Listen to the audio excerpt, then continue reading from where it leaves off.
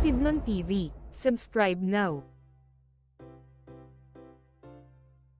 Mga katropa, ito na yung full video update natin dito sa kalsada na to, Bukidnon to Agusan del Sur. Ayan, dito po yan magsisimula sa may sitio Kalakapan, Barangay Mandahican, Cabanglasan, Bukidnon mga idol. Ito nating makita ang kalsada mga idol. Ito na po yung side na ito, Agusan del Sur. Kita nga natin dito mga sir, no? Nakasiminto na nga banda dito. Ito yung kalsada. Grabe pala itong kalsada mga idol, no? Kasi parang bitukang manok din to. Grabe, zigzag road din to. Pababa mga idol. Ayan, kung bago pa lang sa aking Facebook page, mag-like na lang at mag-comment at pa-share sa ating video mga idol. Ayan, kita nyo naman dito na sobrang ganda ng view lugar na to. At ito nga yung kalsada na to mga idol. Patagos na ito ng Sono sa may lungsod ng Lorito, Agusan del Sur. Pero sa ngayon mga idol, kita natin dito yun nga, no, hindi pa nakasiminto talaga to. At mga sabi nga ng mga tao dito, ilang month o sobrang isang taon na daw itong hindi na din binalikan, no. At pero sabi nga din nila, malapit na din tong ay pagpatuloy itong project na to mga idol.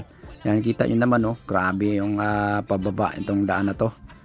Parang zigzag road din to mga katropa. Ayan, no, grabe, sobrang ganda ng view. At kita nyo naman kung gaano kaganda, no, ang kalsada na to mga idol kung matapos ito. Ayan, pag matapos ito mga idol, hindi mo na kailangan ng umikot doon sa may Davao del Norte o Tagum para dadaan ka papunta doon sa may Agusan del Sur, o galing ka doon sa may Agusan o bandang Davao del Norte, pupunta ka ng Cabanglasan o dito sa may Bukidnon. Dito na yung daan mo son mga idol. Ayun, kita ang mga dito mga boss, no, na medyo tinubuan na nga ng damo itong kahoy itong kalsada na to. At makita natin dito wala tayong makikita na mga equipment para sa paggawa ng kalsada mga idol. Sabi nga nila dito, pag okay na itong kalsada na to, sobrang dami daw water post dito na makikita na hindi pa na discover, no. Kaya soon balikan natin tong lugar na to kung may matapos na itong kalsada na to mga idol.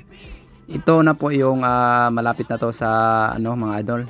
Ito na po yung ilog dyan sa baba, at ito yung pinakadulo ng last na ginagawa nilang kalsada.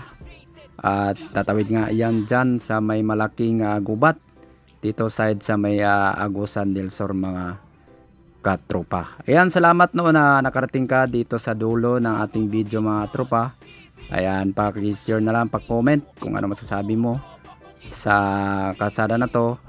At sana din matapos ito at balikan ito ulit para ipagpatuloy itong project na to, kasi alam ko na marami pang mga tourist spot na ma-discover dito soon kung may magandang kalsada ng mga katropa. Ayan, no, kita yun naman kung gaano kalinaw din ang tubig dito sa ilog ng mga tropa.